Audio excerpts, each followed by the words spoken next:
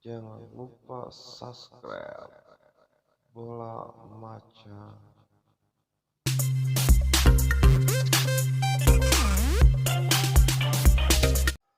Halo, assalamualaikum warahmatullahi wabarakatuh. Kali ini saya akan menceritakan dan mengulas sebuah sejarah yang sekarang masih berada di wilayah perkebunan karet Cikasintu, yang bertepatan di Kampung Ciragil ya, tepatnya itu.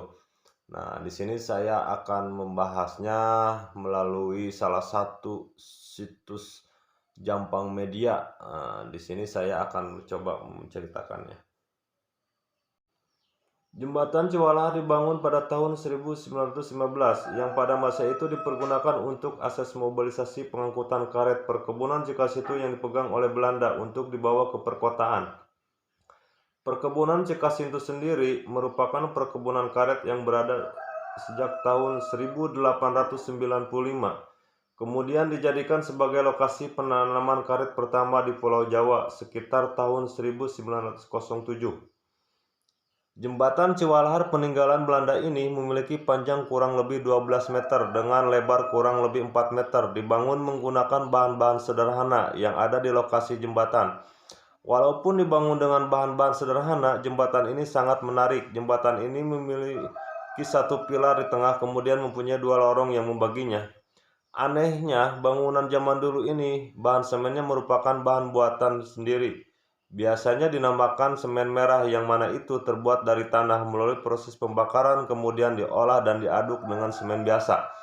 Nah, jadi zaman dulu itu kita harus tahu ya, mungkin karena tidak secanggih zaman sekarang, jadi untuk membuat sebuah jembatan ini, jadi prosesnya itu para pekerja ini menggali tanah merah itu dan dibakar dan dicampur dengan semen biasa dan diaduk. Nah, sehingga seperti ini. Ini lokasinya berada di tempat bersejarah di wilayah selatan Kabupaten Sukabumi. Jembatan Ciwalahar dikelilingi pepohonan hijau dengan iringan air sungai Ciwalahar yang begitu deras dan bersih. Kemungkinan akan sangat indah jika dijadikan sebagai tempat wisata sekaligus tempat sejarah di wilayah Kabupaten Sukabumi. Nah, ini jadi lokasinya sangat strategis juga ya kalau bisa disebut dengan buat foto-foto atau selfie atau berkunjung ke sana, karena di sini ada suasananya adem, dikelilingi pohon-pohon dan banyak batu-batu kerikil, dan ada sebuah air yang kayak air terjun seperti itu.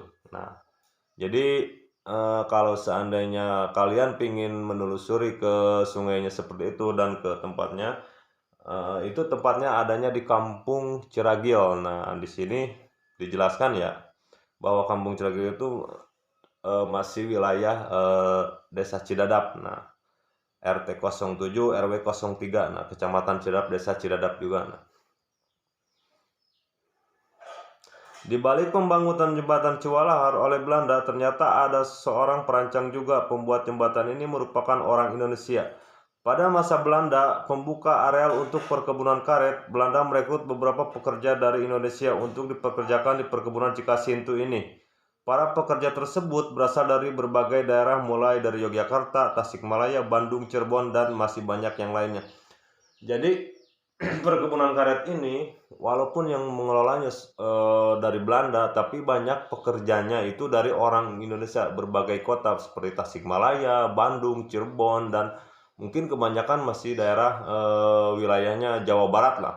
Kebanyakan yang tidak menutup kemungkinan dari orang-orang setempat juga di daerah wilayah Desa Cidadap. Nah, seperti yang ditulis di sini.